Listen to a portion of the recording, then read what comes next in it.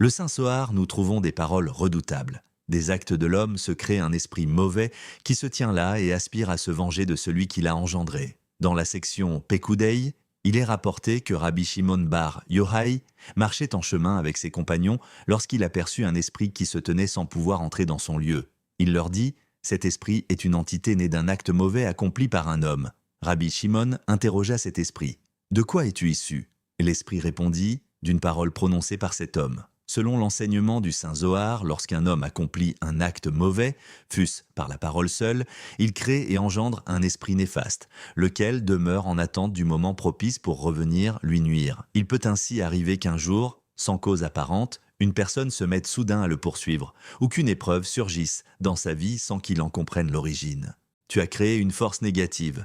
Elle attend son heure, puis vient s'attacher à l'homme, s'introduit en lui, et commence à lui causer préjudice et tourments. Ainsi enseigne le Zohar. Lorsqu'un homme accomplit une bonne action, il se revêt d'un habit spirituel, un vêtement de lumière supérieure. Mais s'il altère et accomplit un acte mauvais, il se revêt de rigueur et de jugement. Lorsque l'homme restitue son âme, ses bonnes et mauvaises actions se présentent revêtues des habits qu'il a lui-même créés et façonnés dans ce monde. Nous trouvons un exemple frappant dans l'épisode d'Ahav et de Naboth, le Israélite. Ahav convoita la vigne de Naboth. Sa femme Isével envoya de faux témoins. Naboth fut mis à mort et sa vigne confisquée. Le Saint béni soit-il envoya le prophète Eliaou pour déclarer « Ainsi parle l'Éternel. As-tu assassiné et hérité ? À l'endroit où les chiens ont léché le sang de Naboth, les chiens lécheront aussi ton propre sang. » Et ainsi advint-il. Après un certain temps, ils partirent en guerre. Le verset dit « Un homme tira à l'arc innocemment et frappa le roi d'Israël. » Nos sages enseignent « Rien n'est innocent. Rien n'est fortuit. » Le Zohar explique que le sang, c'est-à-dire l'âme, de Naboth se tenait dans les cieux et accusait sans relâche Ahav et son épouse pour leurs crimes. Nos maîtres ajoutent que malgré tout le mal qu'Ahav avait commis, il possédait un mérite. Il honorait les érudits de la Torah. Ce mérite retarda le décret céleste.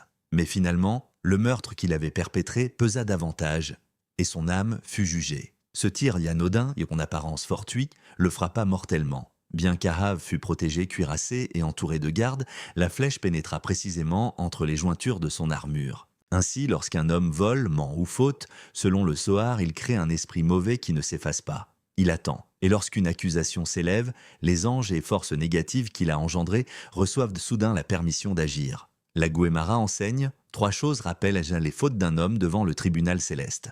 Un mur penché, l'examen scrupuleux de sa propre prière et le fait de livrer son prochain au jugement divin. Lorsqu'un homme se place en situation de danger sous un mur penché, il éveille ses forces négatives qu'il a créées. Il lui est donc interdit de s'exposer au danger car il réveille les anges accusateurs issus de ses propres actes. De même, celui qui scrute sa prière en disant « J'ai prié et je n'ai pas été exaucé, j'ai fait ce qu'il fallait et je n'ai pas reçu de réponse » provoque lui-même l'éveil de ses forces. De même encore, celui qui remet son prochain au jugement céleste, en livrant ainsi le verdict au ciel, il ouvre la porte aux forces qu'il a créées pour qu'elles réclament justice à son encontre. L'homme doit donc prendre garde à ne pas éveiller la rigueur divine, fût-ce par une accusation implicite, même dans un contexte apparemment permis comme le festin d'Ahasvérosh, car cela peut altérer les canaux de l'abondance, renforcer la puissance du mal dans le monde ou, selon le Zohar, engendrer un ange mauvais qui l'attend sur sa route.